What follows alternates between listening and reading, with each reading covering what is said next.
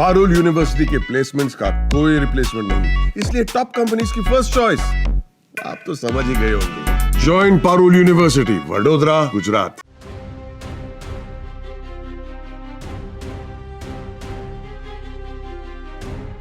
तो इस वक्त की बड़ी खबर पहलगाम में हुए आतंकी हमले को लेकर, जहां पर मरने वालों की संख्या 28 पहुंच गई। यानी कि चुन चुनकर जिन टूरिस्टों को आतंकवादियों ने निशाना बनाया, उसमें 28 लोगों ने अपनी जान को गंवा दिया है। और इस हमले ने न सिर्फ भारत में बल्कि पूरी दुनिया को हिलाकर रख दिया है। और इस आतंकवादी हमले के पैमाने को समझने के लिए आप जानिए कि प्रधानमंत्री मोदी, जो कि सऊदी के दौरे पर गए हुए थे, उन्होंने अपने सऊदी के दौरे को रद्द कर दिया है। वो दौरे को बीच में ही छोड़कर भारत वापस लौट रहे हैं। इस बीच कई सारे रिएक्शन निकलकर सामने आ रहे हैं। पहलगाम में भी जो जम्मू कश्मीर के लोकल लोग हैं, वो अपनी संवेदनाएं कैंडल के जरिए जो हैं वो जताने की कोशिश कर रहे हैं।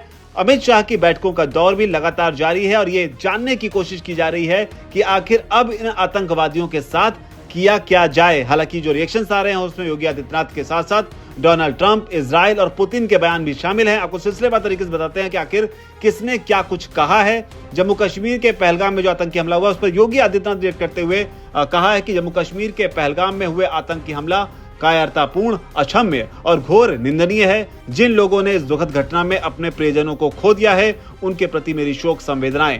प्रभु श्री राम से प्रार्थना है कि दिवंगत पुण्य आत्माओं को सद्गति एवं घायलों को शीघ्र स्वास्थ्य लाभ प्रदान करें। इसके अलावा डोनाल्ड ट्रंप ने इस पर रिएक्ट करते हुए कहा है कि कश्मीर से बहुत परेशान करने वाली खबर आई है।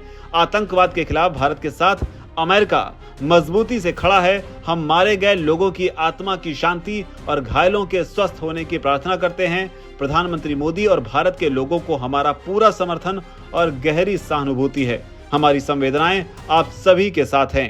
इसके बाद में इजराइल ने भी आतंकी हमले को लेकर रिएक्ट करते हुए कहा है, इजराइल आतंकवाद के खिलाफ लड़ाई में भारत के साथ है। यूक्रेन के दूतावास ने कहा है कि पहलगाम आतंकी हमले से बेहद दुखी हैं। हम रोजाना आतंकी हमले का शिकार होते हैं और किसी भी तरह के आतंकवाद की निंदा करते हैं। जब निर्दोष लोगों की मौत होती है तो इससे असहनीय पीड़ा होती है। हमला करने वालों पर कार्रवाई होनी चाहिए। तो ये यूक्रेन का भी बयान सामने आया है। हालांकि इस बीच पुतिन ने क्या कहा है वो भी आपको बताते हैं। पुतिन ने कहा है कि इस बर्बर अपराध का कोई भी जस्टिफिकेशन नहीं हो सकता है। हमें उम्मीद है कि इसके आयोजक और अपराधियों को इसकी कीमत चुकानी होगी। मैं भारत के साथ आतंकवाद के खिलाफ इस लड़ाई में पूरी तरह से खड़ा हुआ हूं।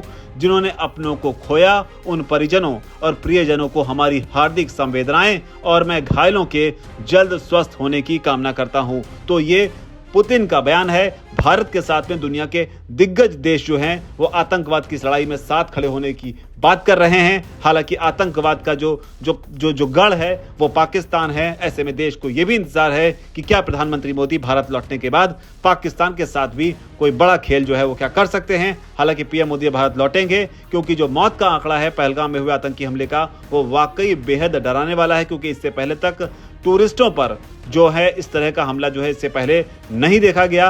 और इस हमले की ही एक इफेक्ट्स हैं, जिससे आप कहिए कि रात में जो गृह मंत्री हैं वो इस समय जम्मू कश्मीर में मौजूद हैं। लगातार कई सारी बैठकें जो हैं वो की गई।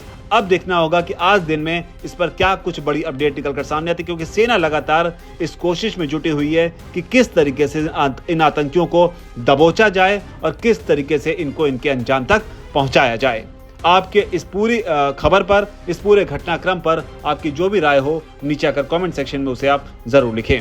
दैनिक जागरण अब तक लगातार पल पल की खबर, पल पल की अपडेट जो है वो पहुंचा रहा है।